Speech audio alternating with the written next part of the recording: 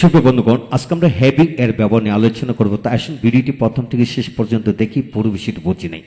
আজকের এই ভিডিওটি Khan method a complete book of written spoken English grammar এই বই থেকে নেওয়া হয়েছে। এই বইটি সম্পূর্ণ বাংলা অর্থ সহকারে এবং ভিডিও লেকচার আলোকে তৈরি করেছে। ইতিমধ্যে এই বইটির উপর 700-র অধিক ভিডিও লেকচার তৈরি করে ফেসবুক, ইউটিউবে দেওয়া হয়েছে। সেগুলো দেখুন, প্রতিটি ভিডিও আপনাদের কাজে আসবে এবং ভালো লাগবে।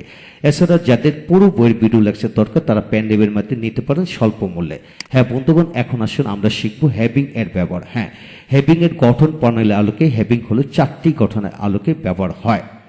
তো এই 4টি গঠনের ব্যবহার কিভাবে ব্যবহার হয়, প্রথম ভিডিওতে আমরা ভেঙে ভেঙে বুঝিয়ে আলোচনা করেছিলাম। এদের মাধ্যমে হাজারো বাক্য তৈরি করে পড়তে পারবেন, সেই কৌশলটাও আমরা বলে দিয়েছিলাম। তাই যারা ভিডিওটি দেখেন নেই, অর্থাৎ প্রথম ভিডিওটি দেখেনি, তারা অবশ্যই ভিডিওটি দেখে নেবেন। আজকে আমরা আলোচনা করব যে নাউনের পূর্বে বিভিন্ন প্রিপোজিশন প্লাস হ্যাভিং বসিয়ে 40 ভাবে পড়ার পদ্ধতি। হ্যাঁ বন্ধুগণ, আপনি যদি একটি নাউন দিয়ে 40 ভাবে পড়ার পদ্ধতি শিখে ফেলতে পারেন, তাহলে হাজার হাজার নাউন আছে, যে কোনো নাউন দিয়ে কিন্তু আপনি একইভাবে পড়তে পারবেন। তাই এটাই বলবো যে গ্রামার নয়, অনুকরণ মাধ্যমে ইংরেজি শেখার সহজ মাধ্যম। হ্যাঁ বন্ধুগণ, অনুকরণের মাধ্যমে আপনি দ্রুত এগিয়ে যেতে পারবেন এবং যা কিছু শিখবেন যদি আপনি বাক্যাংশের আলোকে শিখেন, তাহলে আপনি দ্রুত রিটেন স্পোকেন গ্রামার রপ্ত করতে পারবেন এবং অপরকে মজা করে পড়াতে পারবেন। হ্যাঁ বন্ধুগণ, এখন আসুন হ্যাভিং। হ্যাভিং অর্থ থাকায়। হ্যাভিং মাছ মানে অনেক টাকা থাকায়।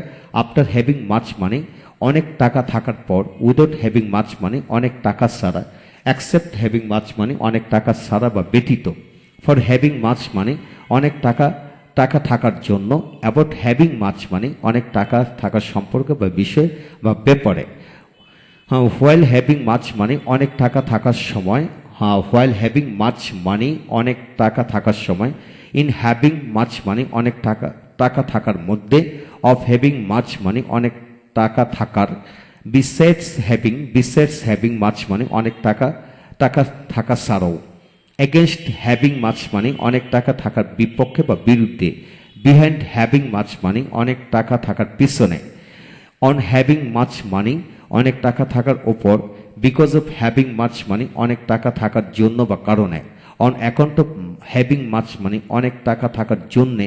অন ওয়িং টু হ্যাভিং মাছ মানে অনেক টাকা থাকার জন্য। ইনস্পাইট অফ হ্যাভিং মাছ মানে অনেক টাকা থাকার সত্ত্বেও। ডেসপাইট হ্যাভিং মাছ মানে অনেক টাকা থাকার সত্ত্বেও।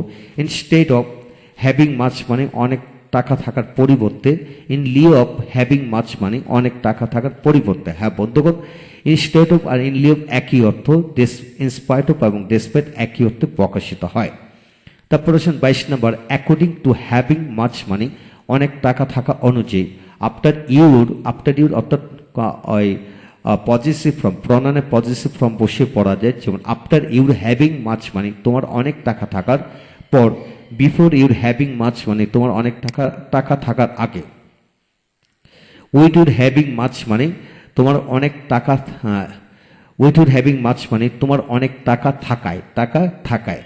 এখন আসেন পরবর্তী পৃষ্ঠা থেকে বাকি অংশ আমরা শিখব। লক্ষ্য করেন এখানে, যেমন ফর ইউর হ্যাভিং মাছ মানে তোমার অনেক টাকা থাকার জন্য।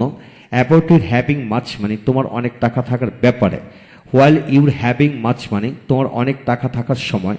ইন ইউর হ্যাভিং মাছ মানে তোমার অনেক টাকা থাকার ক্ষেত্রে বা মধ্যে।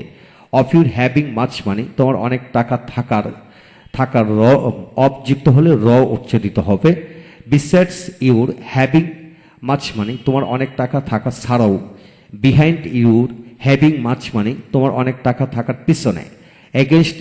এগেনস্ট ইউর হ্যাভিং মাছ মানে তোমার অনেক টাকা থাকার পিছনে, বিপক্ষে। বিকজ অফ ইউর হ্যাভিং মাছ মানে তোমার অনেক টাকা থাকার জন্য বা কারণে। On account of your having মাছ মানে তোমার অনেক টাকা থাকার জন্য বা কারণে। ইনস্পাইট অফ ইউর হ্যাভিং মাছ মানে তোমার অনেক টাকা থাকার সত্ত্বেও। ডেসপাইট ইউর হ্যাভিং মাছ মানে তোমার অনেক টাকা থাকার সত্ত্বেও। ইনস্টেড অফ ইউর হ্যাভিং মাছ মানে তোমার অনেক টাকা থাকার পরিবর্তে।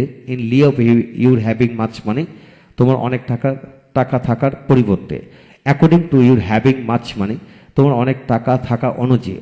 হ্যাঁ বন্ধুগণ, এখন শুধু মানি এর স্থলে অন্যান্য নাউন বসিয়ে পড়বেন এবং ইউর এর স্থলে my, our, your, his, her, their, ব্যালালস, ম্যানস এটসেট্রা, অর্থাৎ প্রনাউনে পজিটিভ ফর্ম এবং নাউনে পজিটিভ ফর্ম বসিয়ে যদি আপনি পড়েন, ইনশাল্লাহ আপনি দ্রুত এগিয়ে যাবেন।